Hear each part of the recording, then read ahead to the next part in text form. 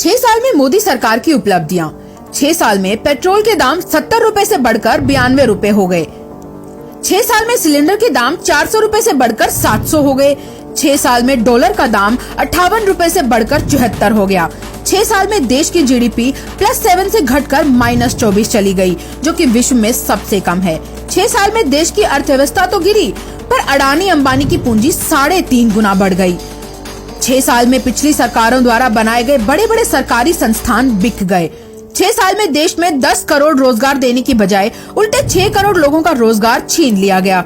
6 साल में सरकार की नाक के नीचे से बैंकों का पैसा लूटकर माल्या, नीरव मोदी, चौकसी और नितिन संदेशरा जैसे लोग भाग गए।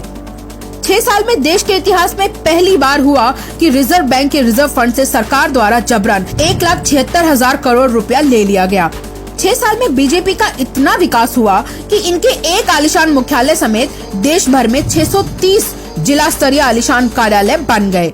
6 साल में पहली बार हुआ कि एशिया के सभी देशों में हमारा देश गरीबी के मामले में सबसे निचले स्तर पर पहुंच गया।